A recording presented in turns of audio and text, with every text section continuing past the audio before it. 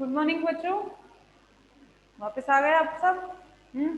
सुबह तो मुंह धो के बैठे थे, अब ना धो के बैठे हो ना, या अभी भी ऐसे ही पड़े हो बिस्तरों में? मम्मी चिल्ला रही है पीछे से, नहा लो नहा लो।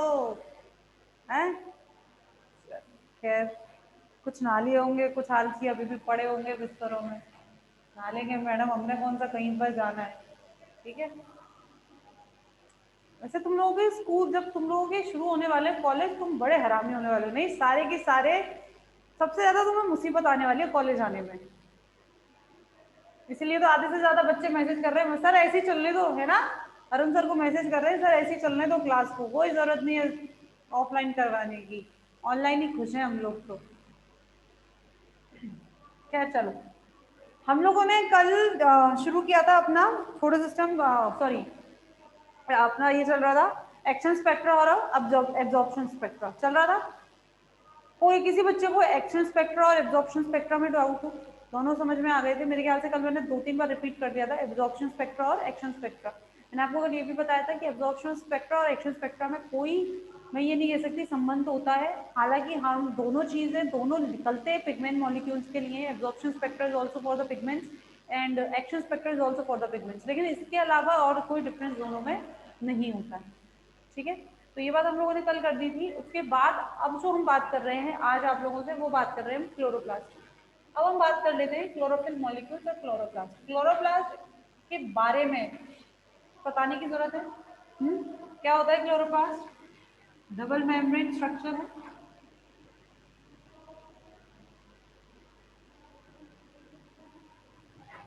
डबल मेम्ब्रेन स्ट्रक्चर है जिसके अंदर स्टैक्ड ऑफ कॉइन्स प्रेजेंट होते हैं। These are called the granum. Grana कहा जाता है इनको, क्या कहा जाता है? Grana, thylakoids. क्या है ये? थाइलेकॉइड्स है। थाइलेकॉइड्स और लैमेला, कई नाम होते हैं इनके। ठीक है।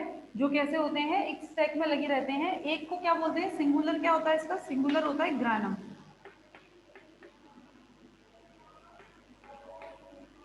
सिंगुलर क्या होता है बच्चों? ग्रैनम। ठीक है। ये जो ग्रैनम होते हैं, ये किससे जुड़े हुए होते हैं इस तरह से? इनको बोलते हैं स्ट्रोमल थाइलेकॉइड।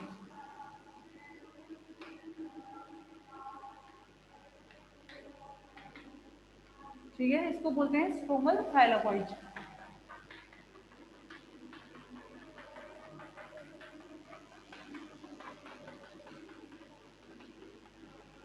इसके अंदर भरा भरा हुआ है लिक्विड मटेरियल स्ट्रोमा। पता है सबको, बताने की मेरे को लग नहीं रहा जरूरत है। ये सारी चीजें सेल बायोलॉजी सभी लोग पढ़ के आए हैं जितने भी बैठे हैं। ठीक। इसके अलावा अगर मैं बात करूं क्लोरोप्लास्ट की, तो एल्गी आप लोग पढ़ के आए, क्लेमाइडोमोनास। कप शेप्ड क्लोरोप्लास्ट होते हैं कि नहीं होते? होते हैं ना। तो किसी में स्टार शेप्ड पढ़े हैं अपन ने, किसी में जिगजैग शेप पढ़े हैं, सबने पढ़े हैं। ठीक है। तो वही चीज हम बात कर रहे हैं कि अकॉर्डिंग टू द प्लांट और according to the species, chloroplast की जो स्ट्रक्चर होती है वो क्या होती है? वेरी कर जाती है। तो ये तो बात हो गई क्लोरोप्लास्ट की। ठीक।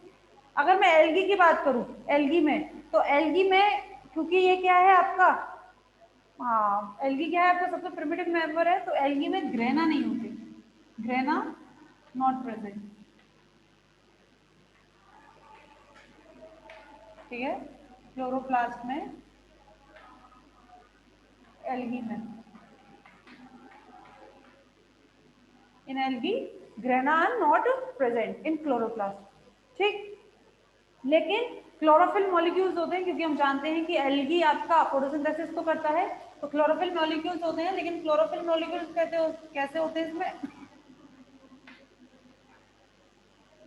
Chlorophyll molecules embedded in matrix।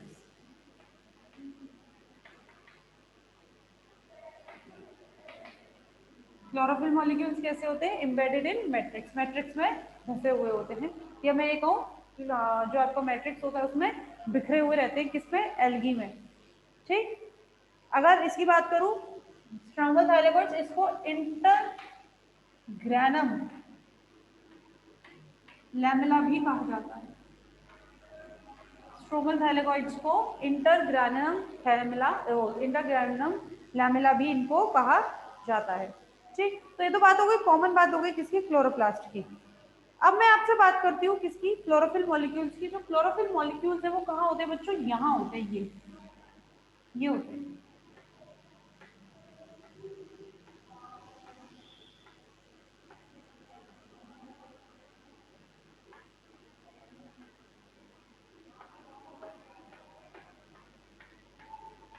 अच्छा, एक चीज और मैं यहाँ बताऊँ आपको, क्लोरोफिल मॉलिक्यूल्स में सबसे पहले बात करूं मैं आपसे, जो क्लोरोफिल मॉलिक्यूल्स है दोनों होते हैं, यानी कि आउटर सरफेस और इनर सरफेस दोनों पे होते हैं। ये जो आप देख रहे हैं this are the outer surface, और ये जो आप देख रहे हैं ये these are the inner surface, यानी कि आउटर सरफेस और इनर सरफेस दोनों पर क्या प्रेजेंट होते हैं आपके, क्लोरोफिल मॉलिक्यूल्स प्रेजेंट होते हैं। क्लोरोफिल मॉलिक्यूल्स कैसे होते हैं, जैसे ये ग्रैनम, अगर मैं बात करूं तो ग्रैनम की जो सेल मेम्ब्रेन होती है वो कैसी होती है, प्रोटीन और लिपिड्स की होती है। तो ये लिपिड्स है,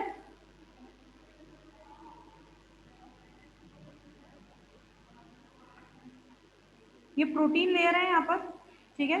तो इस प्रोटीन लेयर के साथ chlorophyll molecules, chlorophyll molecules attach with, या क्लोरोफिल मॉलिक्यूल जगह पिगमेंट में भी कह सकती हूँ, पिगमेंट अटैच विद प्रोटीन। किससे अटैच रहते हैं ये, प्रोटीन से, तो इसको कहते हैं हम pigment protein complex.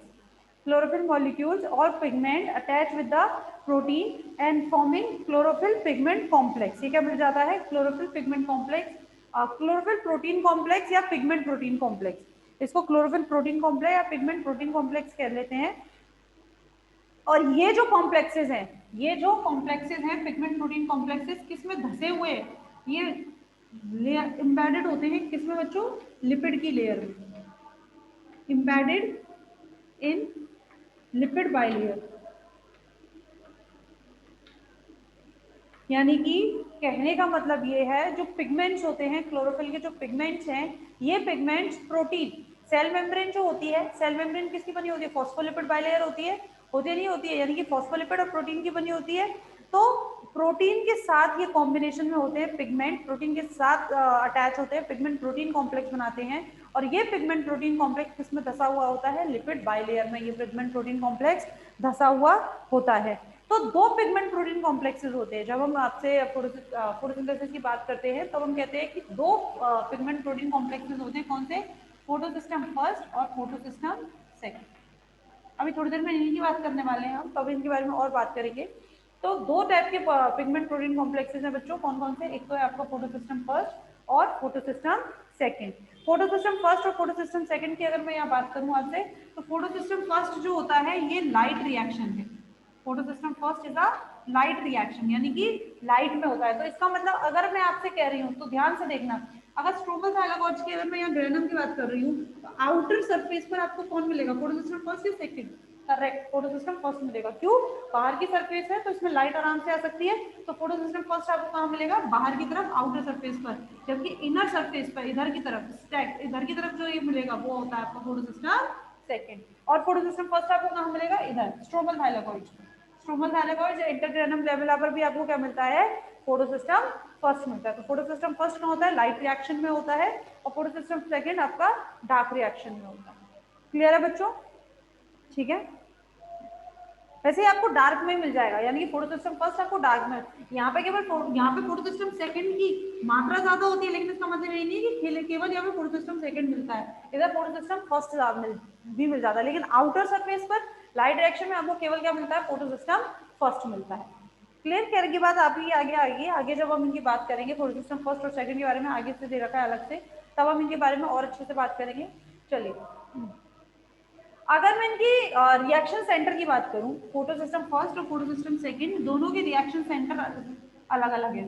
Photosystem first का जो दोनों में, पहली बात तो chlorophyll A is a universal molecule, आप सबको पता है क्लोरोफिल ए क्या है, यूनिवर्सल मॉलिक्यूल है। तो दोनों के रिएक्शन सेंटर में क्या होते हैं, क्लोरोफिल ए ही होते हैं। लेकिन इन दोनों का जो एब्जॉर्प्शन पावर होता है बच्चों, दोनों की जो एब्जॉर्प्शन पावर है वो क्या होती है, अलग होती है। इसकी होती है 700 माइक्रोमीटर, यानी कि 700 माइक्रोमीटर वेवलेंथ ये एब्जॉर्ब कर लेता है, जबकि इसकी होती है 650 to 680, इतनी होती है, इससे ज्यादा नहीं होती है। ठीक है, तो ये 700 माइक्रोमीटर और photo system second 650 to 680 micrometre होता है। क्लियर है बच्चों? चलिए अब इसके बाद बात करते हैं फोटो केमिस्ट्री। ठीक है, इसके बाद बात करें फोटो केमिस्ट्री की। इतना क्लियर है? इतना सबको समझ में आया? कोई डाउट हो किसी को? नहीं? चलो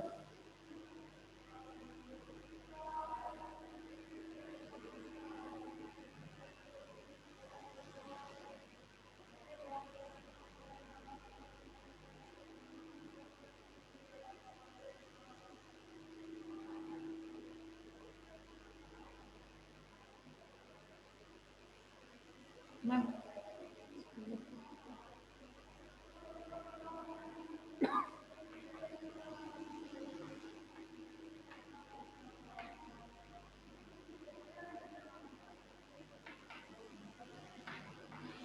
फोटो केमिस्ट्री, फोटो केमिस्ट्री क्या होगा? फोटो मतलब फोटोन, लाइट के प्रेजेंस में, और केमिस्ट्री मतलब केमिकल रिएक्शन, यानी कि in the presence of light जो केमिकल रिएक्शन होती हैं उसको बोलते हैं हम फोटो केमिस्ट्री। ठीक है, तो अगर मैं फोटोसिंथेसिस की बात कर रही हूँ तो फोटोसिंथेसिस फोटो केमिस्ट्री तो है। फोटोसिंथेसिस में क्या है? केमिकल रिएक्शन होती है, और किसकी प्रेजेंस में होती है? लाइट की रिएक्शन में होती है। होती है कि नहीं होती? अच्छा, इसके अंदर केमिकल रिएक्शन किन किन के बीच में होती है? कार्बन, हाइड्रोजन और ऑक्सीजन होती है। हम कहते हैं CO2 प्लस H2O मिलता है तब जाकर बनता है। लेकिन ये जो H2O है ना बच्चों, ये हमें दिखता तो ऐसे CO2 प्लस H2O ऐसे मिल रहा है, यानी कि पूरा CO2 H2O से मिल रहा है, और हमें C6H12 और O6 मिलता है, और साथ में एक ऑक्सीजन भी निकल जाता है। ठीक है, लेकिन हम इसको करते कैसे हैं वो आप यहाँ देखेंगे। जो ये H2O है, इस H2O भी दो स्टेप में टूटता है। दो स्टेप में, एक पहली अगर मैं बात कर रही हूँ उसकी, स्टेप फर्स्ट। तो स्टेप फर्स्ट में क्या होता है? स्टेप फर्स्ट में H2O ब्रेक होता है, किसमें? 2H plus plus O minus, इसमें जो ये H2O है आपका, ये H2O आपका ब्रेक होता है कैसे? इस तरह से, ये। ठीक है, और ये जो O2 आप यहाँ देख रहे हैं, ये जो O2 आप यहाँ देख रहे हैं एज अ बाय प्रोडक्ट निकलता है, ये जो यहाँ आप देख रहे हैं। और दूसरा स्टेप होता है ये जो 2H प्लस है,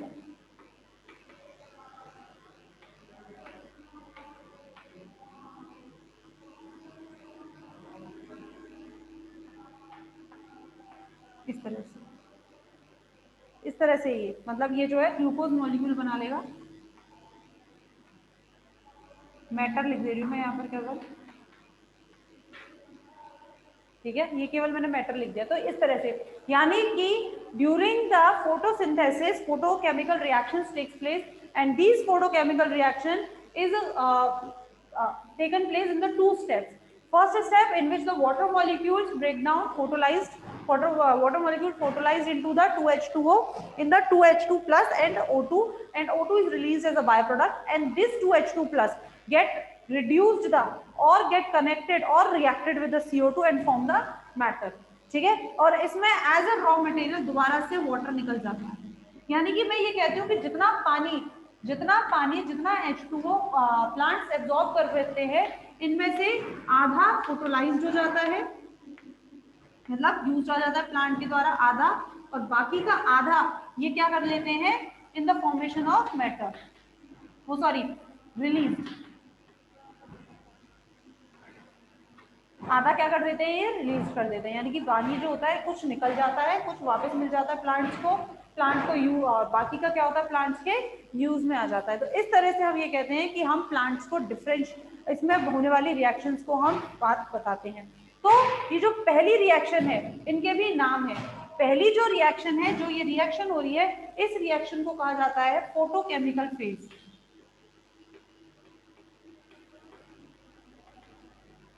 इस फेज को क्या कहा जाता है बच्चों? Photochemical phase. और ये जो रिएक्शन है इसको कहा जाता है CO2 फिक्सेशन, या केवल फिक्सेशन फेज भी हम इसको कह सकते हैं। ठीक है, क्योंकि सीधी बात है, ऊपर क्या हो रहा है? Photochemical in the presence of the light क्या हो रहा है? H2O ब्रेक हो रहा है। और दूसरा स्टेप क्या है? इसमें फिक्सेशन हो रहा है CO2 का, इसलिए इसको क्या कहते हैं? Fixation phase. अच्छा, इसको जो होता है बच्चों फोटोलाइसिस ऑफ वाटर भी कहा जाता है। ये जो रिएक्शन है आपकी फोटोकेमिकल रिएक्शन, इसमें क्या हो रहा है आपका वाटर का फोटोलाइसिस हो रहा है तो इसमें फोटोलाइसिस ऑफ वाटर होता है। और इस रिएक्शन को, ये जो फेज है इसको तो हमने फोटोकेमिकल फेज कह दिया, और इसमें हो क्या रहा है photolysis of water in the presence of the photon, पानी का क्या हो रहा है लाइसिस हो रहा है, पानी टूट रहा है। और ये जो है रिएक्शन ये दिया था हिल ने, हिल्स रिएक्शन। तो इस रिएक्शन का नाम क्या है हिल रिएक्शन। यानी कि during the photosynthesis photolysis of water take place and this reaction is known as the Hill reaction and this phase is known as the photochemical phase. After the photolysis of the water, fixation of the CO2 takes place and this phase is known as the fixation phase. Clear है आपको बात यहाँ तक? ठीक है, तो ये होती है आपकी फोटोकेमिस्ट्री। इसको फिक्सेशन फेज लेके और रिडक्टिव फेज भी कह सकते हैं, मैंने भी आपको थोड़ी देर पहले बताया, क्योंकि क्या हो रहा है CO2 का रिडक्शन हो रहा है, इसलिए इसको रिडक्टिव फेज भी कहा जाता है। फिक्सेशन फेज और रिडक्टिव फेज। क्लियर बच्चों सबको? चलिए, अच्छा हमने एक बात बताई अभी थोड़ी देर पहले, मैंने आपको बोला कि फोटोसिंथेसिस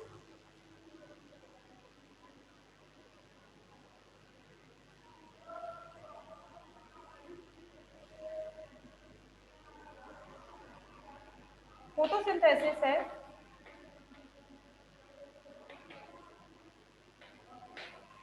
ये लाइट एंड डार्क रिएक्शन का कॉम्बो है या नहीं है?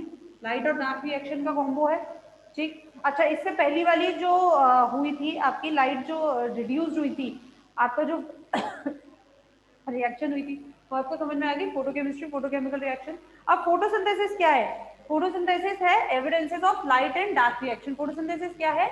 लाइट और डार्क रिएक्शन का कॉम्बो है। अच्छा, लाइट और डार्क रिएक्शन होती है इसमें, या ये कहे कि फोटोसिंथेसिस डार्क में होता है, ये चीज को किसने डिफाइन किया है? तो आपका एक बात बता दूं मैं, फोटोकेमिकल रिएक्शन में जो पहली स्टेप होती है it happen in the presence of the light, but second reaction यानी कि fixation of CO2 is happen in the dark reaction. ये लाइट सबसे पहला स्टेप लाइट में होता है, दूसरा स्टेप डार्क में हो रहा है, और यही चीज है जो डार्क को डिफाइन करेगी कि ऐसा होता है। इसको लेकर भी साइंटिस्ट ने एविडेंसेस दिए हैं, ठीक है, इसको बताने के लिए कि हाँ ये डार्क में हो रहा है ये लाइट में हो रहा है, इसको बताने के लिए एविडेंसेस दिए गए। पहला तो था physical separation.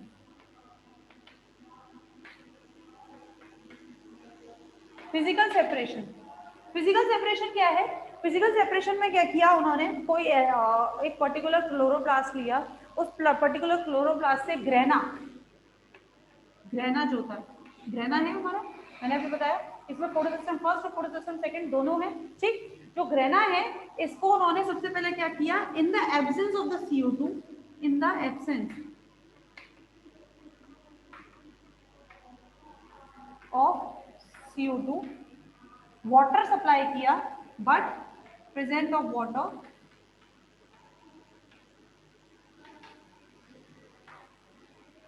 Presence of water in the absence of the CO2 but presence of water, इन्होंने इसको अप्लाई किया कहाँ पर, लाइट में। तो इन्होंने देखा क्या बनता है, NaDpH2 या NaDp+, H2 बाद में बनेगा, ठीक है। जब इन्होंने देखा कि जब इन्होंने ग्रेना को लाइट में ट्रांसफर किया, बना ही देते, जब ग्रेना को इन्होंने लाइट में इन the absence of CO2 but presence of water इन्होंने इसको रखा, तो इन्होंने देखा कि इसमें ATP और NaDpH2 का क्या होता है, फॉर्मेशन होता है, लेकिन क्या है CO2 इसमें एब्सेंट है। जब इसी ग्रेना को उन्होंने डार्क में रखा, but in the presence of CO2, but in the presence of CO2 इन्होंने इसको रखा, तो इन्होंने क्या देखा कि जब हमने इसको CO2 का प्रेजेंस रखा लेकिन डार्क में रखा, तब इसमें क्या होती है, फोटोसिंथेसिस होता है। तब इसमें क्या होता है, फोटोसिंथेसिस होता है। तो इसके बेसिस पर जब इन्होंने दो अलग अलग रिएक्शन जब इन्होंने की, तब हम कहते हैं कि इसको क्या था, उन्होंने एविडेंसेस दिया कि ग्रेना जो होता है एक टाइम पे उसको डार्क में रखा गया, एक टाइम पे उसको लाइट में रखा गया, एक टाइम में उसको CO2 दिया गया, एक टाइम पे उसको CO2 नहीं दिया गया, तो दो अलग अलग रिएक्शंस इसमें हैपन होती है। तब क्यों? क्योंकि लाइट में क्या हो गया, photolysis of water, and in the dark it happens the और इट कंटिन्यूज विद द आपका फिक्सेशन फेज। ठीक, तो ये तो था पहला physical separation.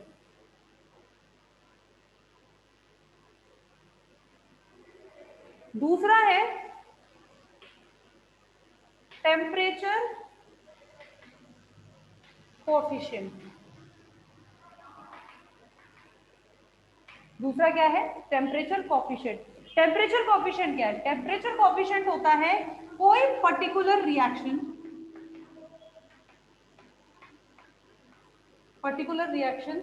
At a particular temperature,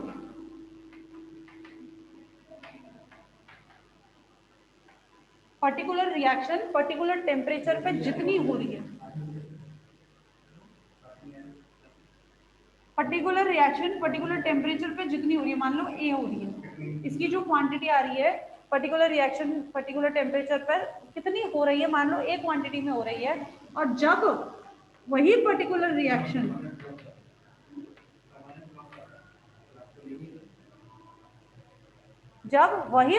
reaction come temperature पर, यानी कि -10, हमने इस पर्टिकुलर टेम्परेचर में से क्या कर दिया, 10 माइनस कर दिया है, जब हमने उसको रखा तो जितनी हो रही है, इसको बोलते हैं टेम्परेचर कोएफिशिएंट। यानी कि कोई पर्टिकुलर रिएक्शन है, मान लो पर्टिकुलर टेम्परेचर हमने उसको दे रखा है 60 डिग्री सेंटीग्रेड, मान लो फॉर एग्जाम्पल, ठीक है, तो उसकी जो क्वांटिटी आ रही है वो आ रही है ए, लेकिन जब यही पर्टिकुलर रिएक्शन कितने पे हो, 50 डिग्री सेंटीग्रेड पर हो, जब यही रिएक्शन 50 डिग्री सेंटीग्रेड यानी कि 60 से कंपेयर 10 डिग्री सेंटीग्रेड कंपेयर हो रही है, और तब उसकी क्वांटिटी जो आ रही है बी आ रही है, तो इनका जो रेशियो होगा जितना आ रही है उसको बोलते हैं हम टेम्परेचर कोएफिशिएंट। क्लियर? इसके लिए जो गिवन है इन द केमिस्ट्री, जो गिवन है कि अगर प्योरली केमिकल रिएक्शन होता है, अगर प्योरली केमिकल रिएक्शन होता है तो टेम्परेचर कोएफिशिएंट की जो वैल्यू आती है ना बच्चों, इसको लिखते हैं Q10, इसको लिखते हैं Q10, जो टेम्परेचर कोएफिशिएंट की वैल्यू आती है वो आती है आपकी 2। जब प्योरली केमिकल रिएक्शन होता है तो जो टेम्परेचर कोएफिशिएंट की वैल्यू आती है वो आती है 2, और फोटोकेमिकल रिएक्शन जो भी हम बात कर रहे हैं फोटोसिंथेसिस में, फोटोकेमिकल रिएक्शन, तो इसकी वैल्यू आती है 1। समझ आ रही है बात? इतना समझ आ रहा है? टेम्परेचर कोएफिशिएंट क्या है? कोई पर्टिकुलर रिएक्शन है, कोई पर्टिकुलर रिएक्शन पर्टिकुलर टेम्परेचर पे कितनी हो रही है, ए, पर्टिकुलर टेम्परेचर फॉर एग्जांपल मैंने ले लिया 60 डिग्री सेंटीग्रेड, ठीक है, जब इसी पर्टिकुलर रिएक्शन को हम कम 10 डिग्री सेंटीग्रेड कम पे लेते हैं, 60 से अगर ये 50 हो जाए तो इसकी जो वैल्यू आती है दैट इज बी, तो इनका जो रेशियो होता है उसको बोलते हैं हम टेम्परेचर कोएफिशिएंट। अगर रिएक्शन प्योरली केमिकल है, अगर रिएक्शन प्योरली केमिकल है तो उसका जो टेम्परेचर कोएफिशिएंट आ रहा है वो आता है 2, लेकिन अगर रिएक्शन कैसी है, फोटोकेमिकल है, तो उसका टेम्परेचर कोएफिशिएंट आता है 1। अच्छा बच्चों एक बात बताओ, चलिए आपकी क्लास को बीच में थोड़ा इंटरप्ट करते हैं, कौन कौन से आपके ऐसे दोस्त हैं जो क्लास नहीं ले रहे हैं? कौन कौन से ऐसे बच्चे हैं जो क्लास नहीं ले रहे हैं, आपके दोस्त हैं? देखो इसका सिर्फ एक तरीका फिर किया जाएगा कि आप लोगों की क्लास बंद कर दी जाएगी, क्योंकि आप गिनती के 4 बच्चे आ रहे हो, 4-5 बच्चे आप गिनती के आ रहे हो क्लास में, बताओ क्या फायदा है आपकी ऑनलाइन क्लास? मेरे को इतना, मैं मतलब यहाँ खड़े होके आपको बोल रही हूँ, आपको पता है आपकी ऑफलाइन जो क्लासेस लगती है उससे ज्यादा मेहनत हमें यहाँ खड़े होके ऑनलाइन बोलने में लग रही है, और सिर्फ आप लोगों के फायदे के लिए, आप लोगों के फायदे के लिए, कि कल को जब हमारे कॉलेज का जब आपका रिजल्ट आएगा तो हमारे कॉलेज का नाम खराब ना हो, आप लोगों के पास आपका मैटर पूरा हो, ठीक है? तो अब तो फिर मैनेजमेंट यही डिसाइड करेगा कि आप लोगों की भी क्लास बंद कर दी जाए, जितना हो गया उतना सही है, उतने में खुश रहो। आप लोग जो क्लास लेके खुश ही नहीं हो, क्लास लेना ही नहीं चाह रहे हो, तो फिर आप लोगों की क्लास बंद करी जाए। कौन कौन से फिर को नाम बोलना, बच्चे जो नहीं ले रहे क्लास? जो बच्चे क्लास नहीं ले रहे हैं उनको प्लीज बोलो आप लोग जाकर कि क्लास वो लें। मैंने आपको फर्स्ट डे जिस दिन पढ़ाना शुरू किया था तभी मैंने बोल दिया था कि सेकेंड ईयर की बॉटनी बहुत इंपॉर्टेंट है, ठीक है, खुद से पढ़ने बैठोगे तो समझ नहीं आएगी, एंड ट्रस्ट मी गाइस मैं वापस नहीं पढ़ाऊंगी। मैं यहाँ पागलों की तरह आप लोगों को बार बार एक ही चीज बोले जा रही हूँ कि पढ़िए आप लोग, पढ़िए आप लोग, जो डाउट है वो पूछिए आप लोग, तब भी आप लोगों से नहीं हो रहा है। अब तो मैंने इसलिए बोर्ड पर बहुत सही तरीके से लिखना शुरू कर दिया। पहले तो मैं कहीं भी लिख देती थी, फिर मैंने सोचा कि नहीं, बच्चे शायद शॉर्ट नोट्स बना रहे होंगे, खुद लिख रहे होंगे, तो हम प्रॉपर अच्छी राइटिंग में और सही तरीके से मैं लिखी हूँ ताकि आप लोग शॉर्ट नोट्स भी बना सकें साथ साथ में।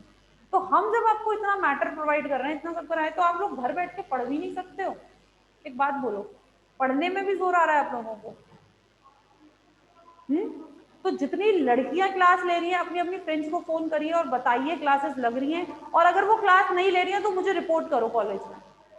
नहीं ले रही है उनके नाम मुझे बताओ, मैं उनको परमानेंटली अपनी क्लास से ब्लॉक करूंगी, चाहे अब है और चाहे बाद में। अगर आप लोगों की ऑफलाइन क्लासेस शुरू हो गई, मैं उनको अपनी क्लास में बैठने नहीं दूंगी।